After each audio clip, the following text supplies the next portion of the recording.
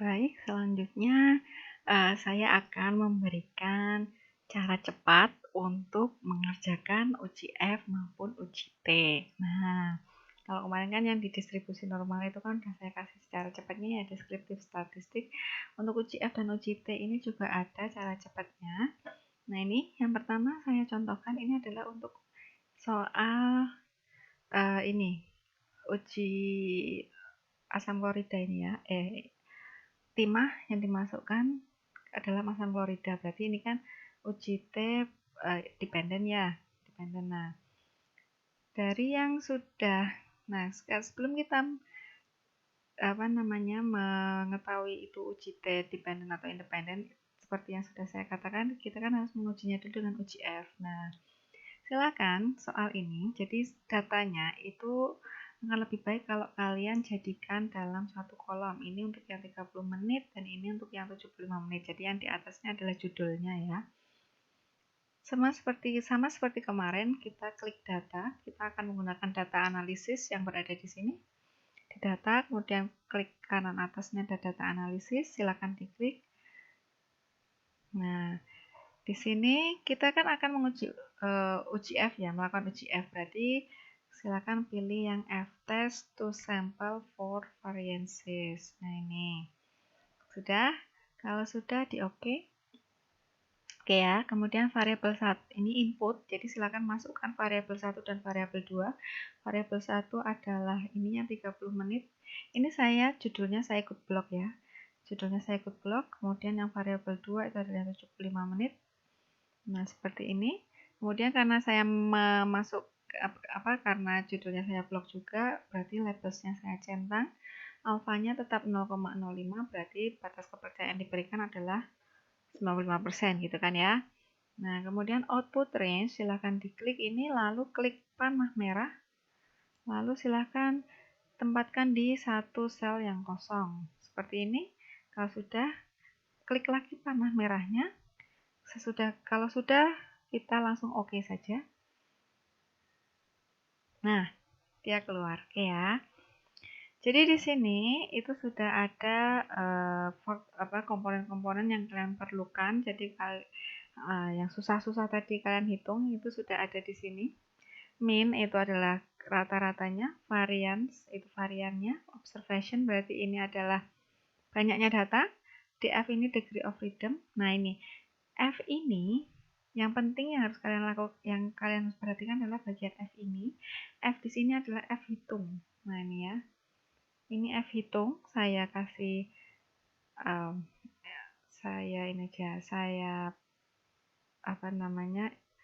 backgroundkan merah saja. Ini F ini adalah F hitung, sedangkan F kritisnya memakai yang bawah sendiri. Nah, ini. Jadi di situ kalian sudah mendapatkan nilai F hitung dan nilai F kritisnya. Sama nggak dengan hitungan kalian? Sama ya. Berarti F hitung lebih kecil dari F kritis. H0-nya diterima. F hitung lebih kecil dari F kritis, berarti H0-nya diterima, ya kan?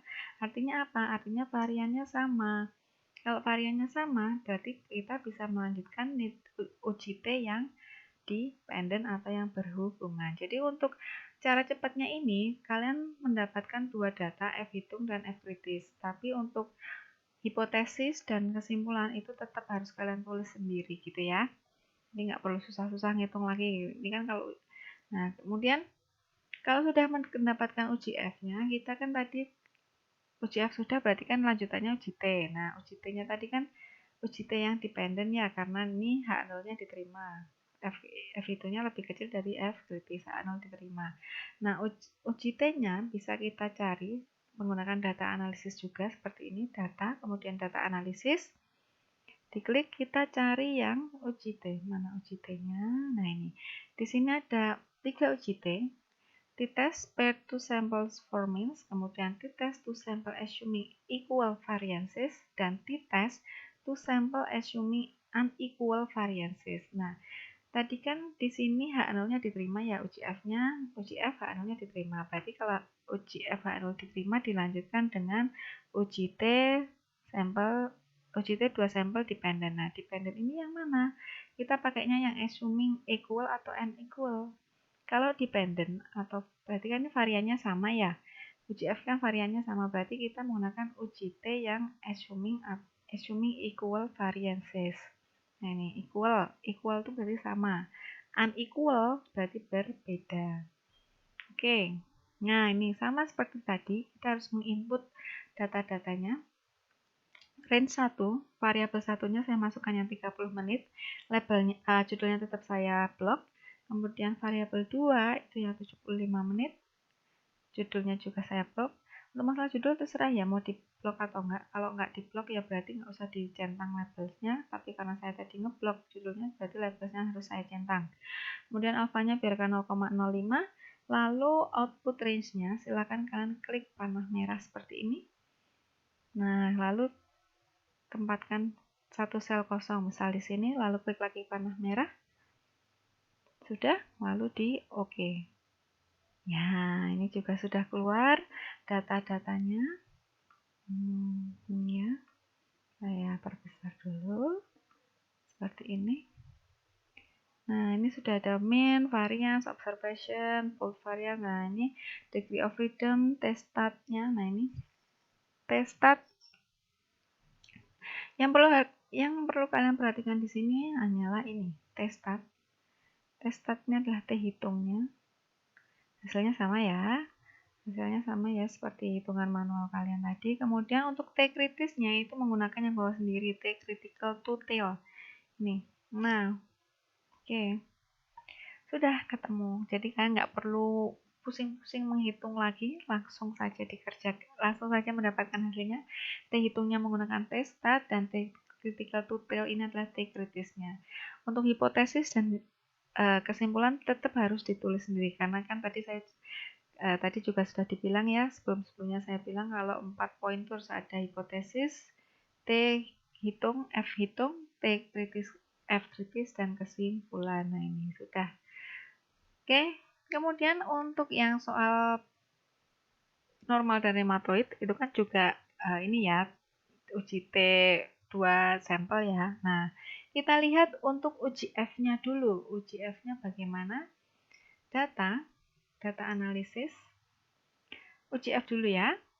Uji F ini. Oke, F-test to sample for variances. Oke. Oh, maaf. Ini belum saya klik ternyata. Oke, sini. Jadi pastikan kalian mengklik sel yang kosong supaya tidak mengganggu dalam pengisian data analisis. Nah ini, kok masih di situ ya? Oke, nggak apa-apa. Berarti ini tinggal diganti aja. Yang pertama ada yang normal. Kemudian yang kedua ini saya hapus dulu. Aduh. Yang kedua yang rematoid. Nah ini judulnya juga saya blok. Labels, oke. Kemudian nah ini output range-nya juga harus diganti. Klik tanda ini. Saya isikan di sini. Lalu di oke. Nah, oke ya. Nah, di sini kita perhatikan dulu ya. Perhatikan dulu di F, nilai F hitung dan F kritisnya. Ini F hitung.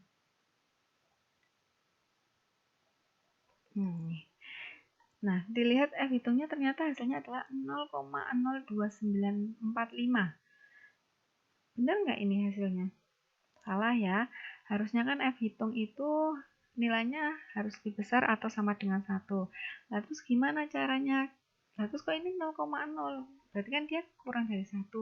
Berarti kalau kurang dari 1, kalian harus membuat lagi. Nih, membuat lagi dengan cara dibalik ya kan? Nah, ini data analisis, F-test to sample for variance ya. Oke. Kemudian nah ini. Tadi kan variabel 1 itu kan kita mengisikan normal ya. Ternyata kalau variabel satunya normal, variabel 2 rematoid itu nilai F hitungnya kurang dari 1. Gimana supaya jadi 1? Ya sudah tinggal dibalik saja. Berarti variabel 1 itu yang rematoid. Variabel 2-nya itu adalah yang normal. Nah, seperti ini. Kemudian output range-nya silahkan diletakkan di sel yang kosong. Misalnya di sini saya, lalu di oke. Nah, ya ini. Sekarang kita lihat F hitungnya berapa.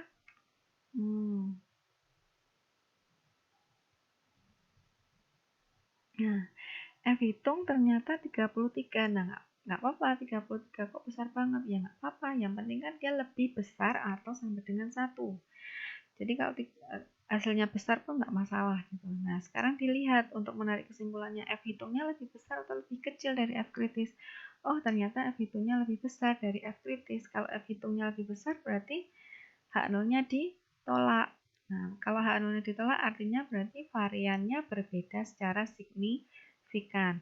Berarti kalau H0 ditolak, lanjutannya apa? Lanjutannya adalah uji T, 2 sampel, independen. Berarti benar ya, soal normal dan rematoid tadi adalah contoh soal untuk pengerjaan uji T independen. Nah, setelah uji F ini, uji F kan sudah selesai.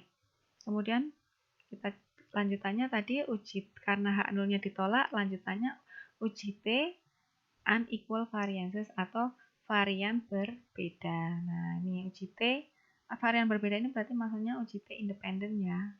Kemudian di oke. Nah, silakan untuk uji T itu berarti variabel satunya nggak perlu dibalik ya, tetap normal. Tetap normal. Seperti biasa saja, variabel 2-nya rematoid, yang dibalik itu hanya berlaku untuk uji F kalau nilai F hitungnya kurang dari 1.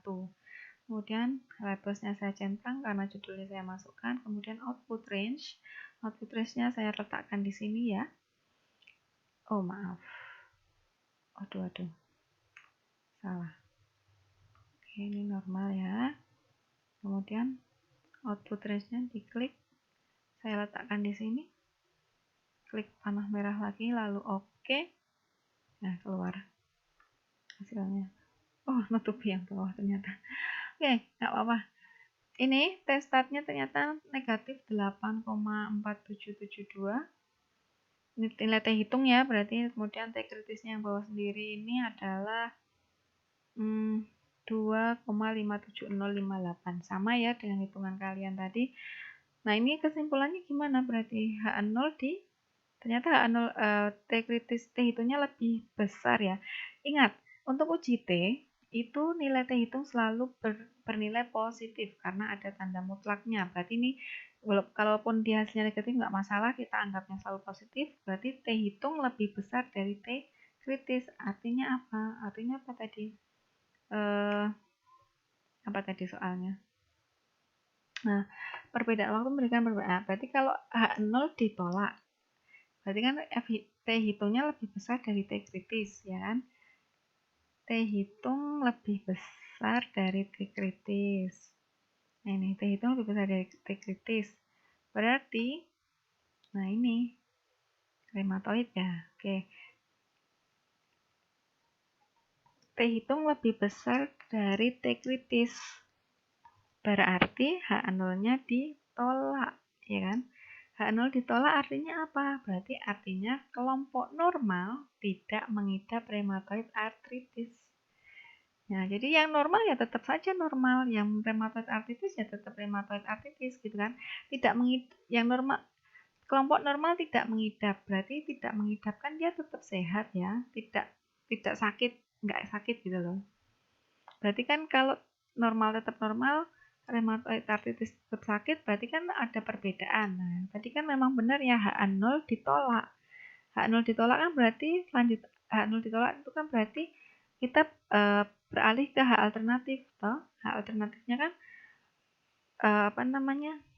Varian sampel 1 tidak sama dengan rata-rata sampel 2. Berarti kalau rata-rata sampel 1 tidak sama dengan rata-rata sampel 2, berarti yang normal tetap normal, yang sakit ya sakit. Berarti yang normal tidak mengidap rheumatoid arthritis, gitu ya. Bingung Mbak? Bingung nggak? Jadi normal ya tetap normal.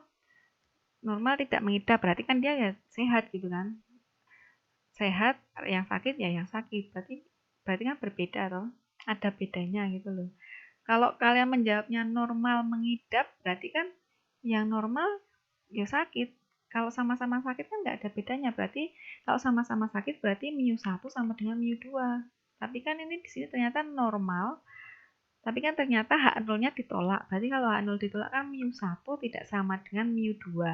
Berarti yang normal tidak mengidap. Yang normal tetap sehat, tetap normal. Yang sakit, ya sakit. Gitu ya. Kalau masih bingung silahkan bertanya sama saya boleh atau bertanya sama temennya juga boleh. Kok bisa sih kok normal tidak mengidap? Kan H0-nya ditolak. Nah iya, H0 ditolak kan berarti ada mu1 tidak sama dengan mu2 toh.